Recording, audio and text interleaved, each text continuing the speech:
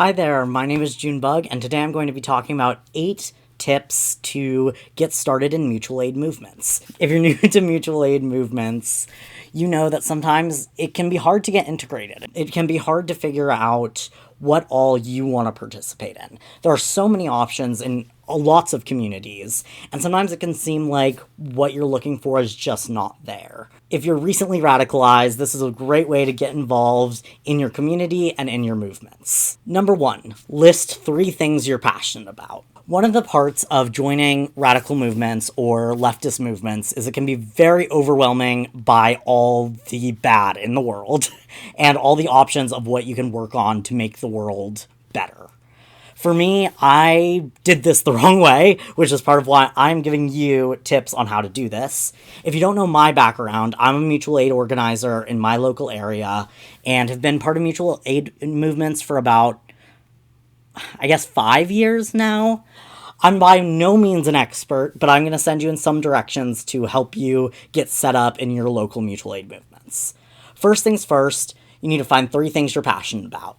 I did a lot of this wrong, as I said, and kind of just jumped into 9,000 things, which can be really dangerous when fighting burnout and when figuring out what your skills and which gets onto a later one, but what your skills and what your passions really lead you to. In my next phase of joining community movements, I found my 3 biggest passions are prison abolition, environmentalism, and food insecurity. So those are the groups I'm going to kind of focus on when I realize I want to join my community and do something about everything that's happening. There's a lot going on. ICE is happening, global warming is happening, the government is scary. There's a lot that you could participate in. So what are your 3 main passions? If you have more than that, write more than that, but pick 3 that you want to focus on in the next few months, or otherwise you'll just be overwhelmed. Number 2, research your community. There are probably a lot of initiatives already in your area or within driving distance of your area. A lot of my mistakes when I was beginning community organizing was assuming that there wasn't the things I wanted in my community. I started an initiative which ended up being a successful initiative, but then later started initiatives that would be unsuccessful because there were already those things and those needs being filled in the area, or there were already communities that were working towards those needs. So what initiatives are in your area? What organizations are in your area? What clubs are near you? This is not just limited to clubs and initiatives. It also goes to mutual aid groups. It also goes to reading groups. It also goes to political thought groups. There's a lot going on everywhere, and you can really find what you're looking for if you just do some research. Look on Instagram, look on Google, talk to people, figure out what is going on near you. There's always more you can do. If you're interested in abortion access, pursue your local abortion providers. Figure out what movements you want to join and make it happen. Number 3, get to know people. This is probably the hardest one, at least it was for me personally, because I'm a very socially anxious person. And I was like, what if they don't like me? What if I'm not radical enough? What if I'm not progressive enough? What if?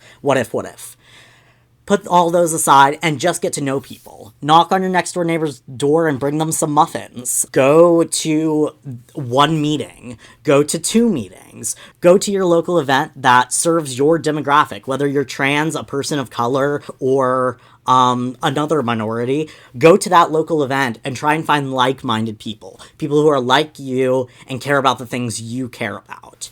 I found, even in my small town, that there are a lot of initiatives already started here in town, and one of the main issues with doing movements in my town is there's not enough manpower. They're always looking for more people to be engaged and be a part of it. Number 4, write a list of what you're good at. I know this can feel challenging sometimes, especially if you're if you're behind in joining movements and you can feel pretty insecure about what you're actually good at. Write down the most basic things. For me, it was I'm a good writer, I'm a good artist, and I've got storage space. It doesn't have to be something that you're personally good at, but it can also be things you can provide for a community. Storage space is one of the main things I'm contributing to my community right now. I have next to no spoons. I'm having a hard time engaging the way I once did.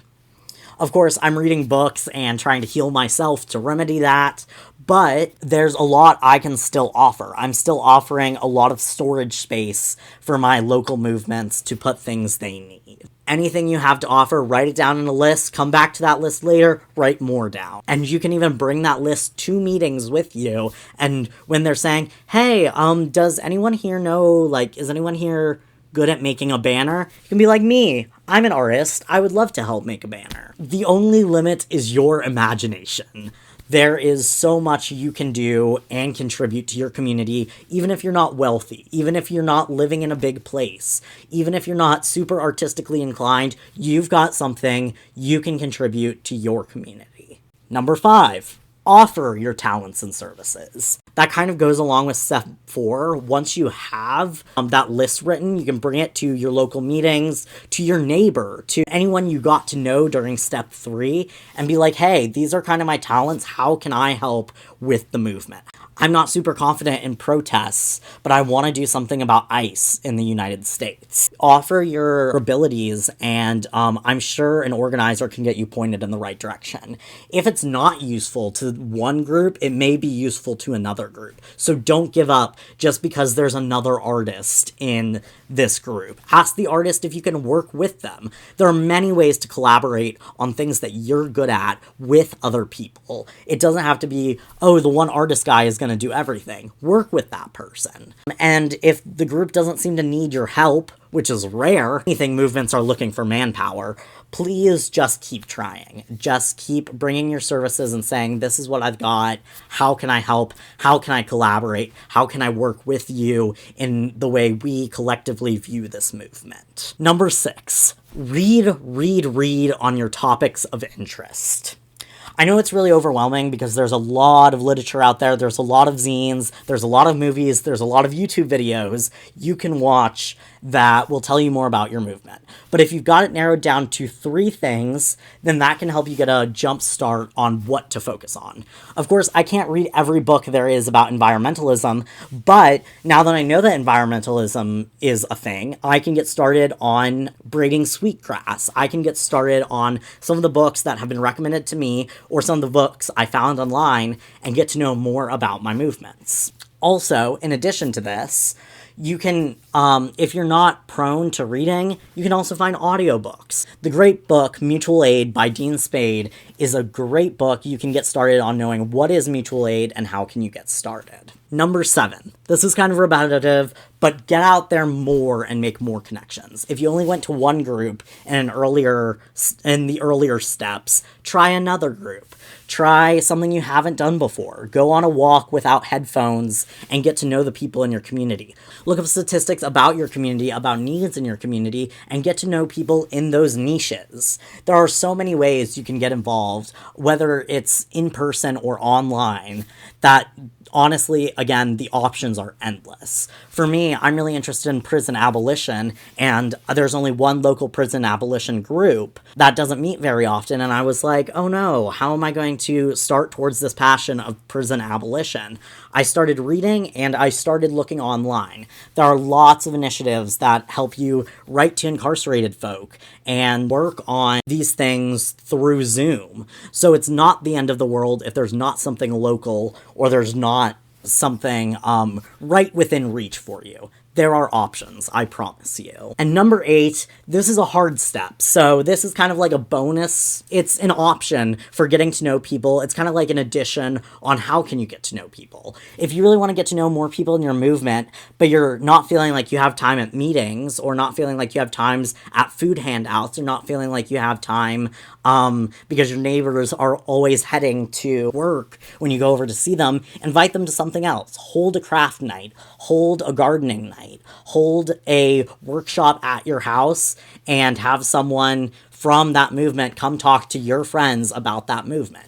It's not as hard as it sounds, but also you don't want to bite off more than you can chew. You don't want to try and start a new group. You don't want to try and hold an event that goes every month. Just try holding a one-time event and see what happens. If there's something that's not happening in your community that you'd like to see more of, ask about it at the meeting, and if they're not interested, hold it on your own. Once again, I cannot emphasize how limitless the options are. There are so many ways to get involved in your community, and I feel like with everything going on right now, there are a lot more people that are drawn to mutual aid and drawn to joining their community to fight against fascism. I want to see you there. So if any of this advice helped you, let me know in the comments below. You don't have to detail what you're up to, but just let me know that it helped. And if you want to see more from me about mutual aid and organizing, again, I'm not an expert, but I do have a lot of experience under my belt, a lot of reading under my belt, and a lot of theory under my belt. Let me know what you'd like to hear about next in the comments below.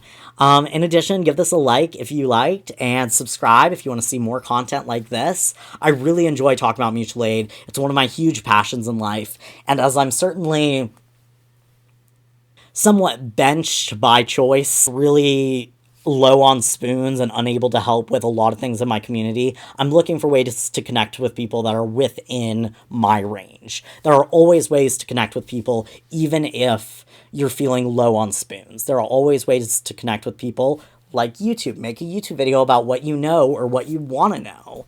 There's always options. So thank you so much for watching. I really appreciate you coming to learn with me, and I'm excited to see you out on the field. Have a good one.